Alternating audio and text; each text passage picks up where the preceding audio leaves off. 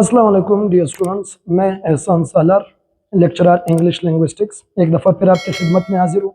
जिस तरह कल मैंने अपना एक तारुफी वीडियो लेक्चर आपके साथ अपलोड किया था कि ये जो मेरा यूट्यूब चैनल है इस पे मैं काफ़ी अरसे से जो है वो लगातार वीडियोस और लेक्चर जो है वो अपलोड करता रहा था, लेकिन कुछ पर्सनल कंस्ट्रेंट्स की वजह से मुझे कुछ टाइम के लिए दरमियान में गैप लेना पड़ा। अब अल्हम्दुलिल्लाह चूँकि हालात जो है वो एक दफ़ा फिर मामूल पर आ गए, तो एक दफ़ा फिर वही सिलसिला मैंने आपको कहा था कि मैं आपके साथ शुरू कर रहा हूँ, जिसमें इस बार मैं थोड़ा सा इम्प्रूव्ड वर्जन के साथ आपके सामने आ रहा हूँ कि इस बार मैं English essay writing, current affair, Pakistan affair, political science, इसी तरह ग्रामर, लिटरेचर वगैरह इन सब की जो है वो अलग से मैं प्लेलिस्ट बना करके वीडियोज़ वगैरह आपके साथ अपलोड करता जाऊँगा। तो इंग्लिश ग्रामर की सीरीज में आज हमारे पास पहला लेक्चर है, और पहले लेक्चर में जिस तरह मैंने आपको बताना था कि हम लोग जब भी कभी लैंग्वेज बोलते हैं या हम ग्रामर सीखना चाहते हैं तो उसमें जो ग्रामर का सबसे बेसिक यूनिट होता है वो चूंकि सेंटेंस होता है। अब ये जब मैं वीडियो अपलोड कर लेता हूँ तो अक्सर बच्चे अजीब से कमेंट भी कर लेते हैं कि नहीं सर, लैंग्वेज का बेसिक यूनिट सेंटेंस नहीं होता है, वो वर्ड होता है, कोई कहते हैं नहीं अल्फाबेट होता है। मैं उस सेंस पे लिंग्विस्टिक या मॉर्फोलॉजिकल अंदाज पे बात नहीं कर रहा, चूंकि हम बातें सीखना चाहते हैं तो बातों सीखने के लिए जो सबसे बेसिक यूनिट होता है वो हमारे पास सेंटेंस ही होता है, क्योंकि हम जितने भी कम्युनिकेशन करते हैं वो in the form of sentence ही तो करते हैं। अभी जब मैं आपके सामने आया तो मैंने कोई 5-6 जुमले बोले और आपके सामने मैंने एक लैंग्वेज जो है वो प्रोड्यूस कर दिया। तो ये जो मेरी कम्युनिकेशन है इनको मैं इन द फॉर्म ऑफ सेंटेंसेस बोलता हूँ। तो अब हम लोग पूरी इंग्लिश ग्रामर की सीरीज वाइज मैं आपके साथ वीडियोस अपलोड करूंगा, लेकिन चूंकि सीरीज वाइज वीडियोस अपलोड करने के लिए ये है कि आपको तमाम ग्रामर के टॉपिक्स मैंने पढ़ाने हैं। ग्रामर के टॉपिक्स पढ़ाने के लिए आपको मैंने इतना काबिल बनाना है कि आप सेंटेंस बनाना सीख ले, वो स्पीकिंग में, राइटिंग में, रीडिंग में, राइटिंग में, इन चीज़ों में जो है वो आप सेंटेंस बनाना सीख ले या सेंटेंस के टाइप्स को डिस्टिंग्विश करना सीख ले। तो आज के लेक्चर में मैं चूंकि लैंग्वेज की सबसे बेसिक यूनिट पे आपसे बात करने जा रहा हूँ और वो सेंटेंस है। तो आज है जरा देखते हैं बोर्ड की तरफ कि सेंटेंस क्या है और सेंटेंस के कितने टाइप्स है और सेंटेंस को हम बनाएंगे तो कैसे। तो सेंटेंस का मतलब होता है एक आइडिया, कोई भी बात होती है तो उसको हम सेंटेंस कहते हैं।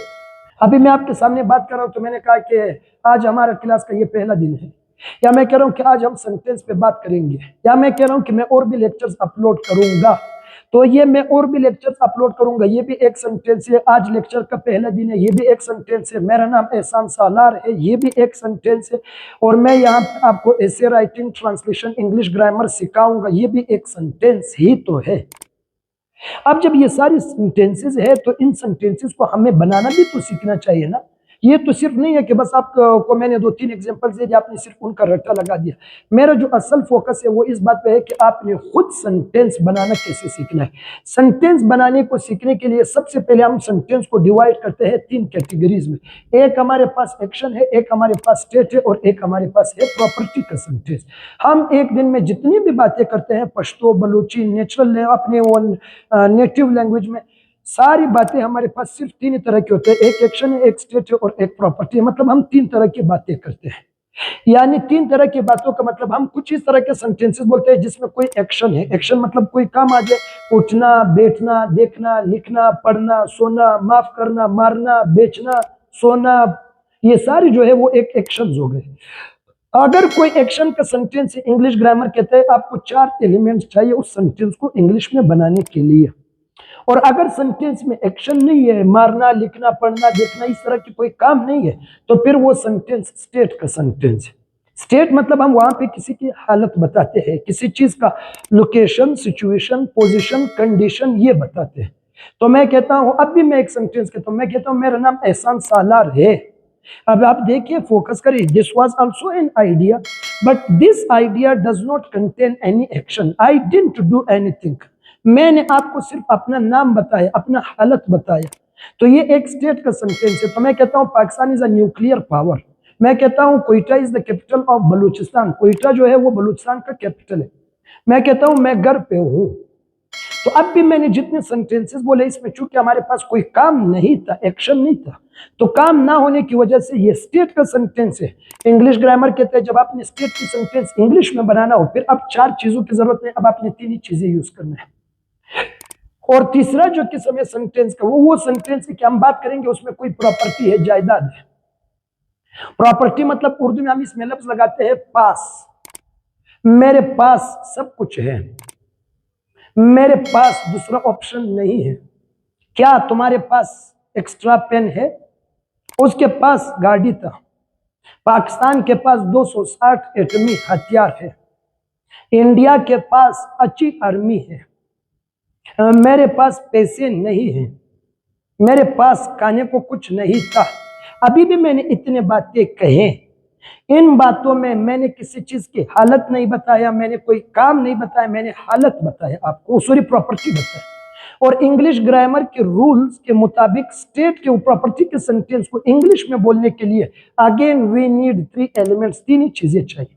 तो अब हमारे पास सेंटेंसेस की 2 कैटेगरीज बन गए। एक कैटेगरी वो जिसमें हम जब सेंटेंस बनाएंगे तो हमें 4 चीजें यूज करना है, और एक कैटेगरी उनके जिसमें हम 4 चीजें नहीं 3 चीजें बनाएंगे। 3 चीजें की जो सेंटेंसेस हम बनाएंगे उसमें हमारे पास स्टेट और प्रॉपर्टी, और 4 चीजों की जिस हम इंग्लिश बनाएंगे वो हमारे पास सिर्फ एक्शन का हो जाएगा। तो ओवरऑल सेंटेंसेस बातों को हमने 2 ग्रुप्स में डिवाइड किया। एक हमारे पास हो गया एक्शन का सेंटेंस जिसमें हम 4 चीजें लगाएंगे, और एक हमारे पास हो गया स्टेट या प्रॉपर्टी का सेंटेंस जिसमें हम 3 चीजें लगाएंगे। तो आज जरा देखते हैं कि एक्शन सेंटेंस में वो जो 4 एलिमेंट्स लगते हैं वो है कौन कौन से।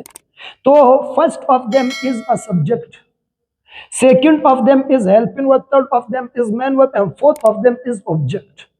ये वो 4 चीजें हैं जिससे हम बनाएंगे किसी भी एक्शन का सेंटेंस इंग्लिश में हम बनाएंगे। ये वो 4 एलिमेंट्स हैं। मतलब कोई भी एक्शन का सेंटेंस आ जाए, प्रेजेंट आ जाए, पास्ट आ जाए, फ्यूचर आ जाए, नेगेटिव आ जाए, इंट्रोगेटिव आ जाए, WH आ जाए, there does not make any difference. If your sentence contains any action, you should need these 4 elements to form that statement into English. And these 4 elements, first of them is a subject followed by helping verb plus main verb plus object. These 4 elements are mandatory or required for the formation of any action sentence into English. Second number पे जब मैं आपसे बात करूंगा तो वो बातें हमारे पास होते हैं कि वो भी एक बात है, सेंटेंस है, आइडिया है, बट विदाउट एक्शन है। जब विदाउट एक्शन है फिर 3 एलिमेंट्स है, और वो 3 एलिमेंट्स में फर्क है। ऊपर वाले में सब्जेक्ट है, नीचे वाले में भी बिल्कुल सब्जेक्ट है, लेकिन ऊपर वाले में सेकंड नंबर पे हेल्पिंग वर्ब है, इधर हमारे पास हेल्पिंग वर्ब नहीं, इधर हमारे पास डायरेक्ट मेन वर्ब आ जाता है। ऊपर वाले में हमारे पास ऑब्जेक्ट है लास्ट नंबर पे, इधर कोई ऑब्जेक्ट नहीं, इधर लास्ट नंबर पे हमारे पास आ जाएगा कॉम्प्लीमेंट आ जाएगा। यानी ये वो फार्मूला है जिससे हम किसी भी स्टेट और प्रॉपर्टी की इंग्लिश बनाएंगे, और ऊपर वाला हमारे पास वो फार्मूला है जिससे हम किसी भी एक्शन की सेंटेंस का इंग्लिश बनाएंगे।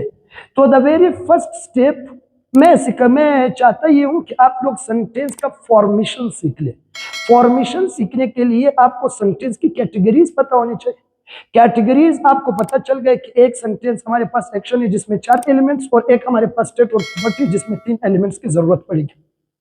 तो आज चूंकि फर्स्ट लेक्चर है तो फर्स्ट लेक्चर में मैंने सिर्फ यहां तक ही आपसे बात करनी थी।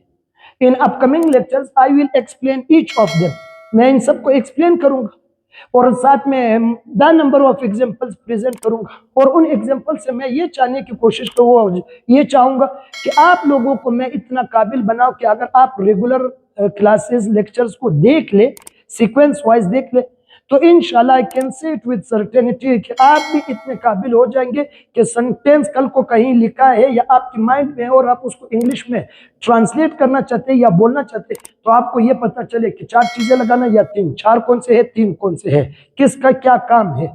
जब ये पता चल गए तो आप सेंटेंस बनाना सीख गए।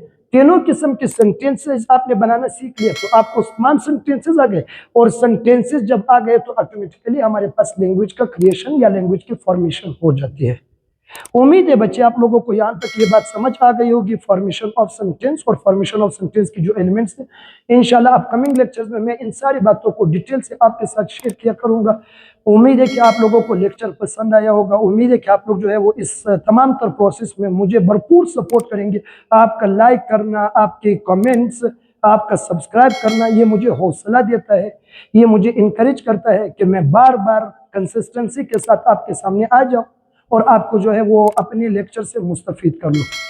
तो बात को यहीं पे वाइंड अप कर रहा हूँ, ठीक है। अगर वीडियो आपको पसंद आ जाए तो लाइक जरूर करना, चैनल को सब्सक्राइब जरूर करना, चैनल की प्रमोशन में अपना कंट्रीब्यूशन जरूर डालना आपने। Thank you so much, see you tomorrow इंशाल्लाह with something new and better. अल्लाह हाफिज।